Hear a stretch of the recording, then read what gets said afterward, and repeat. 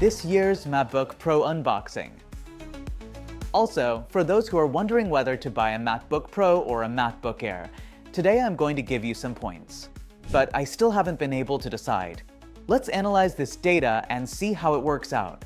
If you've watched my previous videos, we've already unboxed the Apple MacBook Air. So by now, you have a basic understanding of it. I'm still using my M1 chip version though. This is the M4.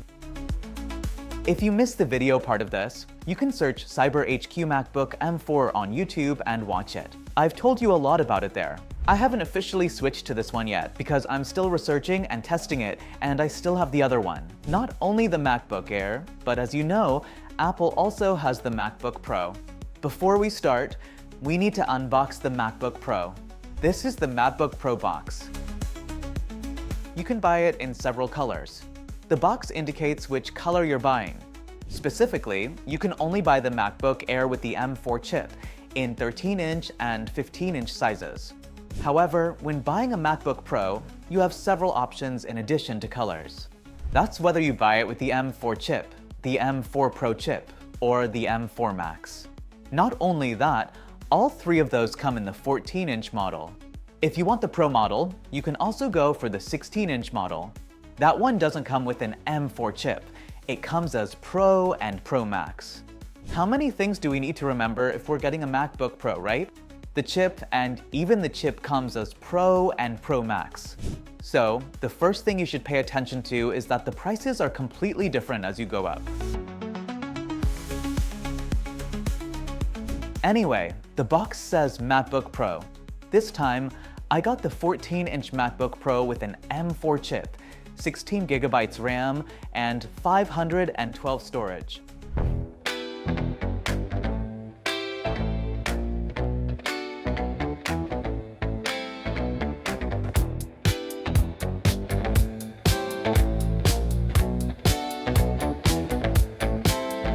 When you open the box, you'll first see our device like this.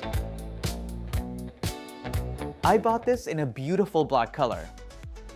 However, as soon as I took it out, I felt a bit disappointed because it doesn't have the slimness of my previous MacBook. It's trying to be a bit more pro, but to use the latest features, we have to use this. The black color is very beautiful. It has a good premium look, a premium feel, everything. There's nothing to complain about. We just don't like the slightly bulky feel. Next, in addition to that, we get some paperwork and the cable. This is a USB Type-C to MagSafe compatible cable. If you used to charge with Type-C, you should know that this now supports MagSafe. It comes with a beautiful black cable. Next, a charging adapter is included. This isn't just any charging adapter. When we unboxed the MacBook Air, we got a 35-watt charging adapter. However, if we wanted, we could buy a separate 70-watt USB Type-C fast charging adapter and charge the Air. But this Pro comes with a 70-watt USB power adapter. If you want, you can even charge it with a 96-watt fast charging adapter. This allows for much faster charging, and you'll also notice that it has a larger battery capacity than the Air. It can fast charge, meaning it also has longer battery life. Anyway, you'll notice the overall weight difference when you pick up the new M4 MacBook Air and the new MacBook M4 Pro like this. You can see its length and width like this. However, the most important thing you need to know when buying these two is that in addition to the size, the thickness is different. The other thing we pay attention to is the cooling system. The Air's cooling system doesn't have fans. You won't hear any noise. You can easily use it on a bed, on a piece of cloth, on a table, or on any surface. So, while it can't handle very heavy apps, as I explained before, you can use it without any heating issues. However, the Pro has a ventilation system. So, it has holes on the back, like typical Windows computers, and also on the side. So, you need to be careful if you place it on a mat, as that will directly affect the heating. So, if you're someone who uses it on your lap, on the bed, or anywhere, you might lean towards the Air. Personally, I'm currently leaning that way. Let's see what happens in the future.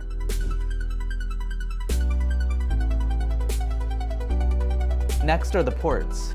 Both the Air and Pro have a charging port, so I'll omit that. The Air has two USB ports, which are Thunderbolt 4th generation. On the other side, there's only a 3.5mm audio port. However, if we look at the Pro, you'll see that the Air has 2 Thunderbolts, but in addition to that, the 3.5mm audio port is there. But on the other side, there's another Thunderbolt, an HDMI port, and an SD card slot.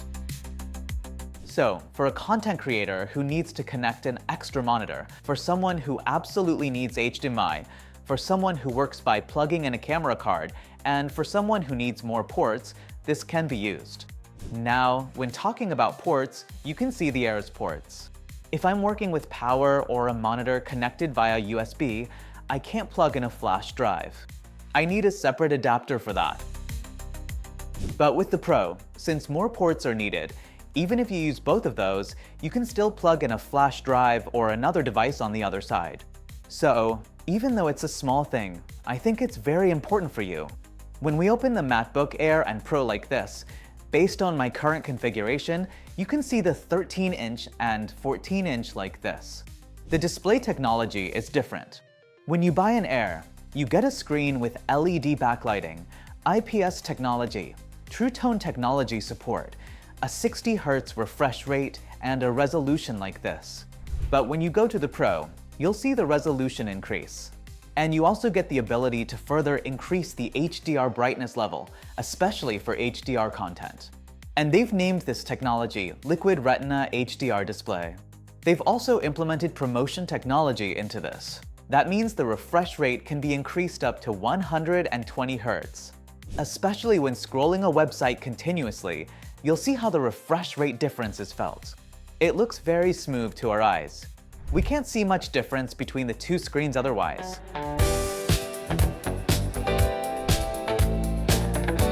So, looking at the chip, you'll see how the RAM versions work. When the RAM changes, you'll definitely have to pay more. Also, you'll see that you can buy the GPU and CPU in different configurations. And you'll also have to buy storage with options like these. When choosing these things, definitely pay attention to the price. Don't think twice. While you can get a similar keyboard experience, you'll notice that with the Pro, we feel more inclined to click it. I've found it has a slightly longer travel time. So personally, when working on these two, since I was used to working on the Air, I kind of like the Air's keyboard. But I also feel that the clicky feel of the Pro's keyboard is good.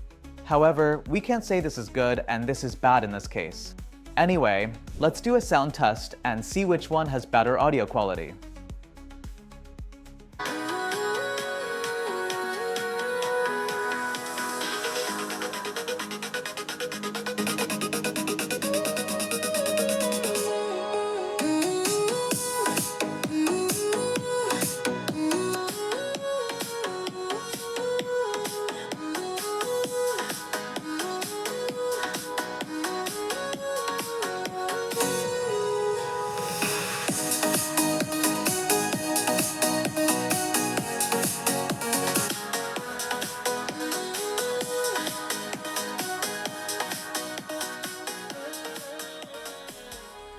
Regarding the chip story, let me remind you of a few more things. While the Air can only be bought with the M4 chip, the Pro has several chip types: M4, M4 Pro, and M4 Max. You can see how much the number of CPU and GPU cores changes. The more cores, the better the performance. It also heats up more and is significantly more expensive. So, you need to pay attention to that. Finally, the OS is the same on both. You'll see that the web camera looks the same. After that, there's no difference in Bluetooth or Wi-Fi connectivity. They're the same. Both have AI features. Specifically, when talking about pros and cons, the Air is very easy to carry, ultra-portable, and has a very slim design. It also has an eco-friendly build and a sleek look. These are the main things we can see here. The problem with it is that for those who need a lot of ports, it's a bit limited. Also, for those who want to put a heavy load on it, it might sometimes stop those things. And when comparing speakers with the Pro model, there's a slight issue with sound quality. When you go for the Pro, the good thing is that you can get good Pro-level performance. It also has a high-quality HDR display with promotion refresh rate. The HDMI and card slot are especially important for us. Since it has an active cooling system, they've provided a solution for heating when working under heavy loads. Compared to the Air, it has a higher quality sound system, and you can buy it with more RAM and storage options than the Air. The problem I see with it is the fan issue I mentioned earlier. You can't place it just anywhere, and there's fan noise. Also, it's a bit hard and heavy to carry. So, I think you now have a basic understanding of whether to go for an Air or a Pro when buying an M4 MacBook this year, and what their pros and cons are. So, what do you think I'll choose as my primary device this time? Don't forget to leave it in the comments section below. In the next video, we specifically plan to talk about the Mac Mini, if you're interested in getting a Mac or an Apple experience for an even lower price. Thanks again for joining us today. If you haven't subscribed to CyberHQ yet, you can head over to YouTube, subscribe, and click the notification bell icon. Want to see more videos like this? Just search for CyberHQ on the YouTube app or website. Thanks again for being with us today. We'll be back soon with lots of new videos on the next CyberHQ show. And don't forget to share this video with your friends or anyone who likes learning new things.